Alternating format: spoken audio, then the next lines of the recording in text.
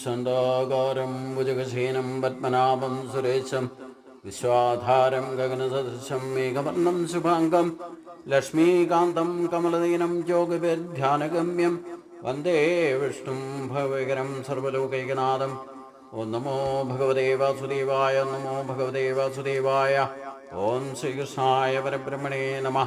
सभी सज्जनों को भगवान का नाम से और मोहन जी का नाम से सादर प्रणाम। भगवद गीता में 11वां अध्याय विश्वरूप दर्शन योग में 20 श्लोक तक हम लोग पिछले दिन विचार किया था। आगे अर्जुन कहते हैं, अमीहि त्वां सुरसंगा विशन्ति केचित्वा पीत्वा प्राचालयो गृह्णन्ति सुस्थित कृत्वा मगर्षि सिद्ध संगस्तुवन्ति त्वां सुदपि पुष्कलाभि। ये देव समूह अंगे प्राप्य होकर रहते हैं और कुछ लोग भक्ति का प्रभाव से आपका सामने हाथ जोड़कर रक्षा करना करके प्रार्थना करते हैं और मगर्षि सिद्ध संघ लोग सभी को मंगल प्रदान करने के लिए प्रार्थना कर रहे हैं।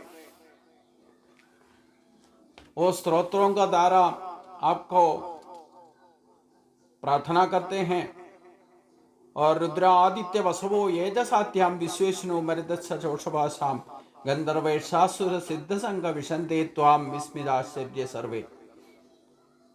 जो रुद्र लोग आदित्य, वसु, साध्यन और विश्वदेव, अश्विनी देव, मरुतों का पितृलोक में जो भी है और गंधर्व लोक में यक्ष राक्षस असुर सिद्ध लोग सभी आपको जो कुछ भी सृष्टि में जो कुछ भी है वो सब कुछ आपके ही द्वारे आपको देख के विस्मय पूर्वक आपको देखते रहता है।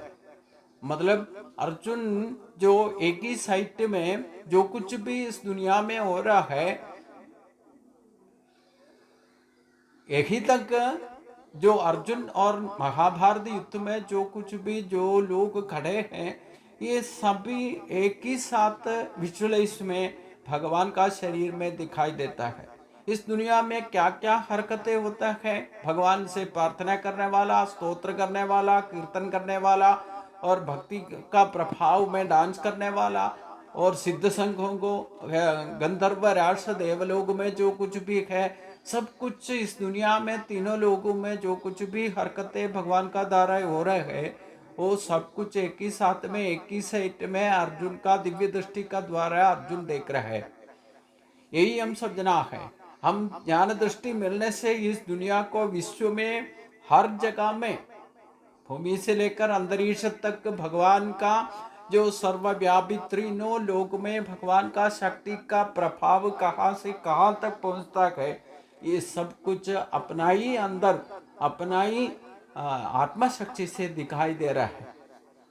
एक ही अक्षर में एक ही विश्लेष में जैसे हम लोग टीवी में इस दुनिया में जो कुछ भी होता है और हजारों लोग एक ही साथ टीवी के अंदर इतना छोटा बॉक्स के अंदर हम दिखाई देता है, वैसे ही हमारा ज्ञान दृष्टि का ओपन होने पर इस दुनिया में भगवान का शक्ति का व्यापित विस्मय रूप में हम सब कुछ देखते रहता है। जो देखने वाला हुई वो दिक्क और दृक्क मतलब जो भगवान को देखते हैं उसी के साथ में इस दुनिया का जो कुछ भी भगवान को देख करके प्रार्थना करने वाला मतलब इस दुनिया में जो कुछ भी हरकतें होते रहता है वो भगवान का शरीर में ही होता है करके हमें मालूम करना चाहिए।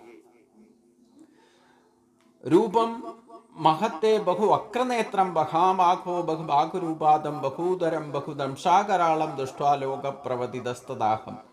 हे भगवान, अनेक मुख के साथ अनेक आंखों और अनेक पंचेंद्रिय और अनेक कर्मेंद्रिय का साथ में इस दुनिया में 7 करोड़ लोग हैं तो 7 करोड़ का लोग का भी मुंह और उनका हाथ है, उनका पैर है, उनका शरीर है, उनका उदर जो कुछ भी है एक ही साथ एक ही साइड में दिखाई देगा तो क्या आश्चर्य होगा, क्या विस्मय होगा। हमें हमारा आंखों से देख पाएगा क्या? इसलिए ज्ञान दृष्टि से देखने से इसी को बोलते हैं विश्व रूप दर्शन। हम संकल्प मात्र थे, एक स्वप्न देखना जैसे एक जो विश्लेष करने का कोशिश करके देखो, हम ध्यान करते तो ये विश्व रूप का एक संकल्प में हम इस दुनिया को पूरा जितना लोग, हमारा घर में 5 आदमी होने दो, 6 आदमी होने दो, उनका सबका हाथ पैर दो, जो शरीर का एक एक अंग भगवान का ही शरीर में दिखाई देगा। हमारा घर में जो कुछ हरकत हो रहा है भगवान का शरीर में दिखाई दे रहा है। ऐसे इस दुनिया में तीनों लोगों में जो कुछ भी हरकत होते है, कितना लोग है उसका आंख मुंह जो कुछ भी अंग प्रत्यंग जो कुछ भी है, चराचर का सृष्टि में जो कुछ भी है, सूर्य चंद्र नक्षत्र लोग सब कुछ एक ही साइट में दिखाई दे रहे। इसी को विश्व रूप दर्शन कहते हैं। हमें संकल्प भी नहीं कर सकता। हम साधारण तौर पर हम अपना आंखों से मन से हमें विचार भी नहीं कर सकते।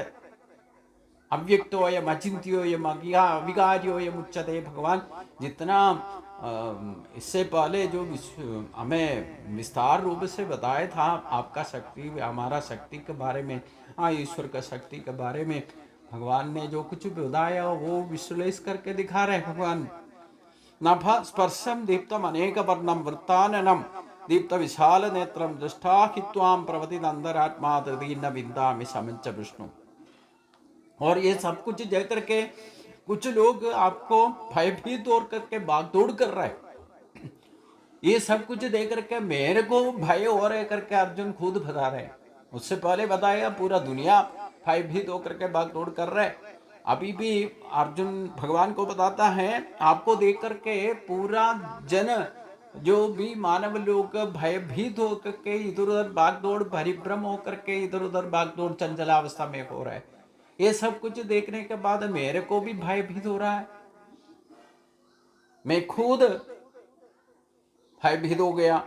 इसलिए वो विश्वव्यापी भगवान जो आकाश तक पहुंचाया आपका रूप और आपका तेजस, आपका वर्ण और विवृत रूप से दिखाई देने वाला आपका मुंह, आपका खंडे ज्वलित होकर के इतना तेज से दिखाई देता है। और आपको देख करके मेरा मन चित्त मनस होना है, मतलब चंचलावस्था में हो गया। अचंचल मन था वो देख करके चंचलावस्था में अर्जुन पहुंच गया। मेरा धैर्य और समाधान छूट गया, मेरे को शांति नहीं मिल रही, मैं सुस्त नहीं है।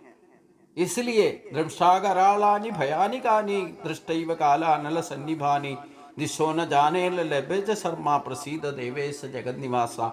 इसलिए सब कुछ देख करके अर्जुन भयभीत होकर के भगवान से प्रार्थना कर रहे हैं, हे जगत निवासा मेरे मुझ में प्रसाद करना है, मुझे शांति दीजिए, समाधान दीजिए।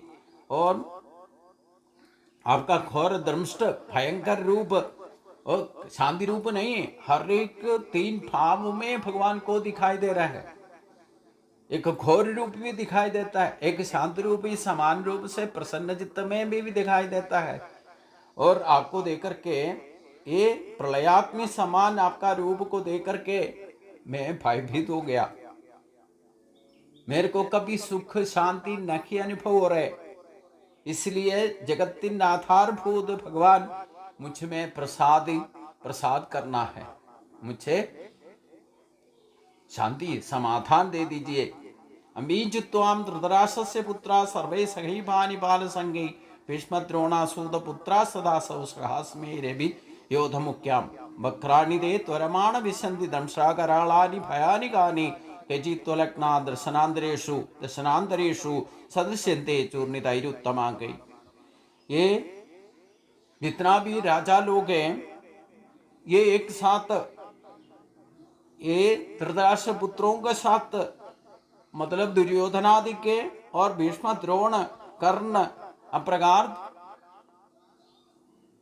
हमारे ही भाग में जो युद्ध वीर्य योद्धा खड़े हैं, सब कुछ आपके शरीर में विलय होकर के मैं देख रहा हूं आपका दृष्टोम से ये युद्ध वीर जो भी है, मतलब अर्जुन जो युद्ध होने का टाइम पर क्या क्या युद्ध रणभूमि में होगा, वो युद्ध शुरू होने पर क्या क्या होगा करके भगवान का ही शरीर में दिखाई दे रहा है।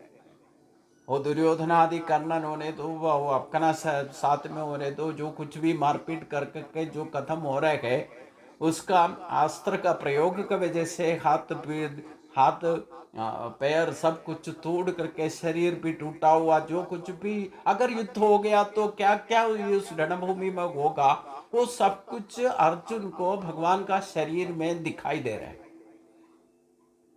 मतलब आपका ज्ञान दृष्टि ओपन होने पर हमें त्रिकाल ज्ञानी बन जाएगा।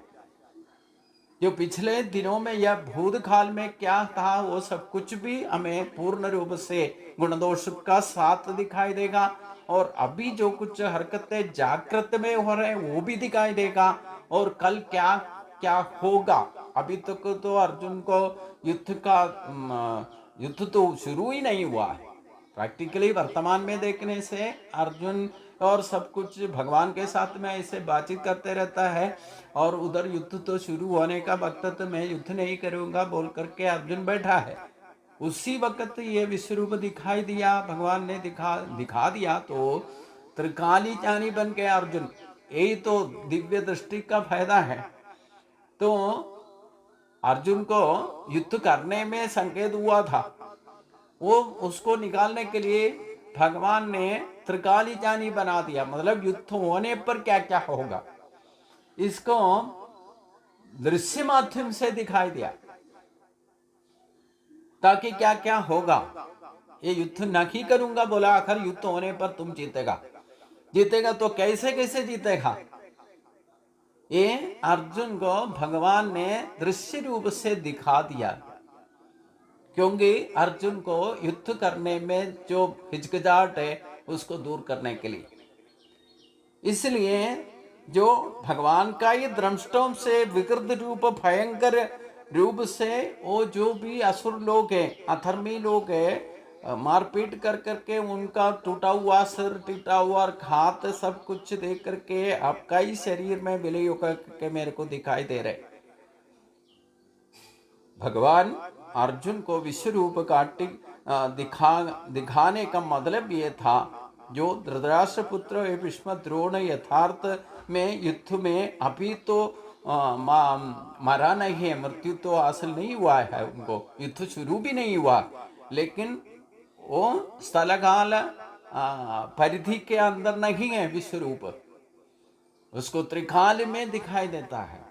इसलिए जो भूतकाल भी और वर्तमान भी कल भी क्या होगा करके भावी में फ्यूचर भी दिखाई दे रहा है, त्रिकालज्ञानी बन जाएगा हम। अगर हमारा सिक्स्थ सेंस खुल गया तो हम खुद तीनों काल के बारे में हमें जानकारी हो जाएगा। कल क्या होगा करके हम परेशान होने का जरूरत नहीं, कल होने वाला बात भी हम आज हमें दिखाई देगा। ज्ञान दृष्टि मिलने का अथवा आत्मज्ञानी बनने से ये फायदा है, हम दूसरे के बारे में या दूसरे को ये बता करके विश्वास में लेना है या उनको बोधवल करने के लिए कुछ नहीं, कोशिश नहीं करना, लेकिन अपने बारे में तो सोच समझ के हम कल क्या होगा करके हमें पता हो जाएगा। उसी हिसाब से हम काम करने से हमें कोई दिक्कत ही नहीं आने।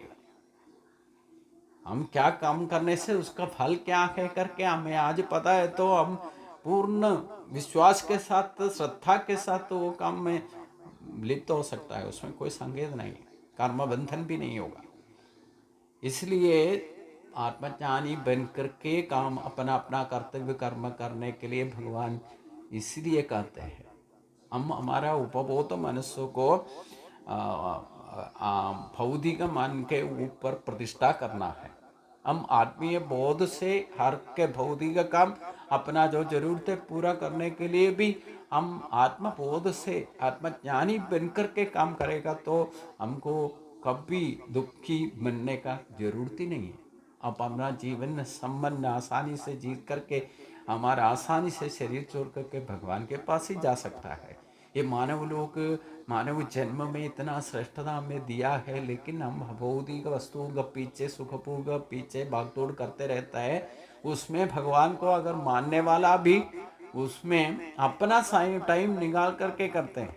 हम हर एक दिन, हर रोज में भगवान का ही हमारा दिल में प्रतिष्ठा करके हम बाहर का काम करने जाए तो हम कोई दिक्कत नहीं आएगा हमको।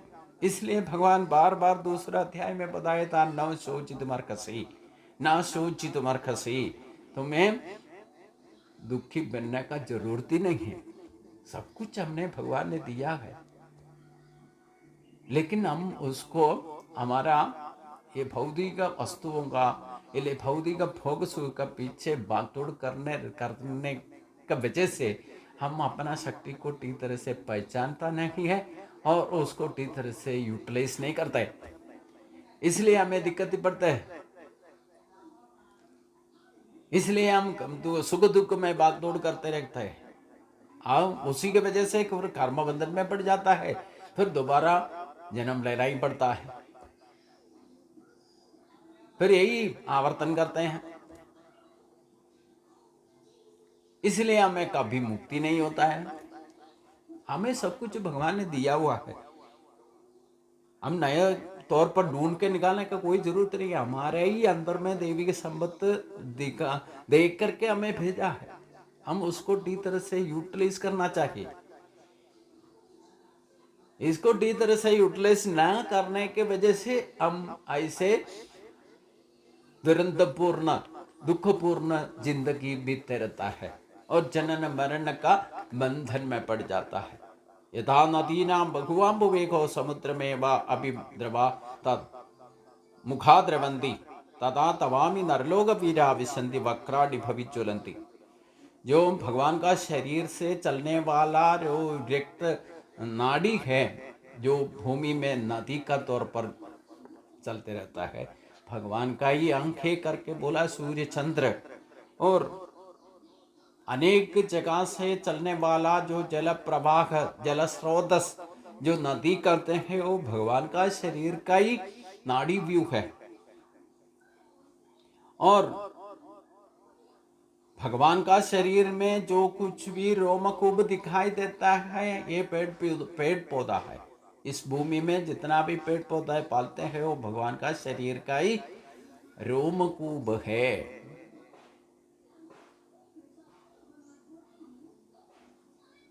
इसलिए हम ठीक तरह से हम पूरा जिंदगी ऐसे अपना मर्जी से जीता तो भी जो जन्म लेता है, परिपालन होता है, विलय होता है, वो कैसे भी होता है, असुर होने दो, सुर होने दो, सब कुछ भी होता रहता है। ये भगवान का शरीर के अंदर ही होता है। हमारा ही शरीर का प्रतिरूप प्रपंच शरीर है, प्रकृति शरीर है।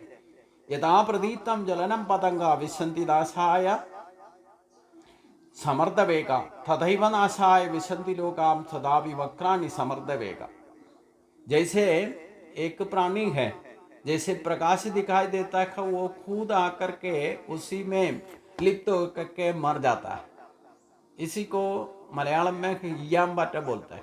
जैसे आप लोग देखने से बारिश वगैरह होने से एक प्राणी होता है, वो भूमि से पैदा होता है, इसे बाहर दिखाई देगा। थोड़ा बहुत बारिश होने पर भूमि के अंदर से निकलता है, वो खुद आकर के जगह भी अग्नि जलता है या दीप जलता है या प्रकाश दिखाई देता है, वो अग्नि में आकर के खुद मर जाता है। वैसे ही हम लोग करके इधर बता रहे, मतलब हम जन्म लेते हैं, हम मरण मृत्यु को ओर चलते रहता है। पूरा जिंदगी ऐसे मृत्यु को ओर जाके खुद जाकर के जिंदगी बर्बाद करके मर जाता है। फिर यही पुनरावर्तन का तौर पर फिर दोबारा जन्म लेकर के यही पुनरावर्तन करते रहता है, क्योंकि हम ठीक तरह से भगवान का शक्ति को मालूम करने का कोशिश नहीं करता है। इसलिए पुनरभि जननम पुनरभि मरणम पुनरभि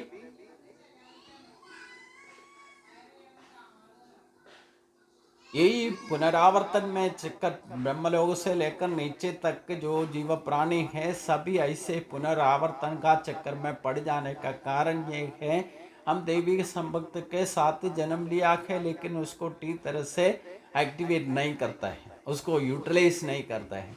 इसलिए हम ऐसे भाग तोड़ में जिंदगी जैसे एक प्राणी का वैसे ही जिंदगी बर्बाद करते रहता है और खुद मृत्यु में भागते रहता है। जन्म तो लिया है, उसके बाद एक एक दिन मृत्यु को और बढ़ते रहता है। एक दिन तो मर जाता है, फिर दोबारा जन्म लेकर के यही पुनरावर्तन में चक्कर में पड़ जाता है करके भगवान को खुद अर्जुन बता रहा है। लेलिंग सग्र समान समन्दा लोकान समग्रान वदन ज्वलभि तेजोर अविरपूज्य जगत समस्क्रम वासस्वो ग्रा प्रतिबंध विष्णु। ये आपका तेजस में जलने वाला आपका अंग प्रत्यंग या मुंह, चारों तरफ से इस दुनिया में जो कुछ भी सृष्टि हुआ है वो सब कुछ आपके अंदर आकर के, आपका मुंह का द्वारा रास्ता से आकर के आपके अंदर आपका शरीर में विलय होते रहता है करके मैं देख रहा हूं। इसलिए विश्वव्यापिन आपका जो उग्र दीप्ति इसी सकल दुनिया में तेजस रूप में प्रकाशित है और सभी को तभिप्रित करता है। सर्वनाश में संहार करने के लिए आपका तेजस का वजह से यही जीव प्राणी सभी आपके अंदर आकर्षित होकर के आकर के विलय हो रहे हैं, यही मेरे को दिखाई दे रहा है। इसलिए भगवान आपका यथार्थ स्वरूप क्या है, यही अर्जुन पूछ रहे। आख्याखि में को भगवान उग्र रूपा नमस्तुते देव वर प्रसीदा विज्ञातुम इच्छामि भवन्त्यमाद्यम न हि प्रजानामि तव प्रवृत्ति। हे घोर रूप भगवान, यथार्थ में आप कौन है? ये देवश्रेष्ठ, आपका इच्छा क्या रहता है? आप क्या करने जा रहा है? इसी विस्मय रूप को लेकर के, आश्चर्य रूप को लेकर के आप क्या करने वाला है? आपको यथार्थ में आपका स्वरूप क्या है, आप करना चाहता है। इसलिए मेरे को मुझ में प्रसाद होकर के आप कौन है करके बता दीजिए। आपका शक्ति क्या है, आपका उद्देश्य लक्ष्य क्या है, आप यथार्थ में कौन है करके मेरे को समझ में नहीं आया। इसलिए उसको विस्तार रूप से मेरे को बता दीजिए करके अर्जुन भगवान को अपेक्षा रखता है, प्रार्थना रखता है। ये भगवान, आप यथार्थ रूप में, इस घोर रूप में क्या करने वाला है? आपको आदि पुरुष माना जाता है। आपको आदि पुरुष कौन कहता है, कैसे कहता है, किस लिए कहता है, ये मेरे को नहीं मालूम। आपका यथार्थ स्वरूप क्या है, आप खुद बता दीजिए करके भगवान अर्जुन भगवान को प्रार्थना कर रहे हैं। इसका जवाब में भगवान आगे 2-3 श्लोक में भगवान यथार्थ स्वरूप क्या है करके व्यक्त कर रहे हैं। ये हम अगले दिन में सोचेंगे। सभी को नमस्कार।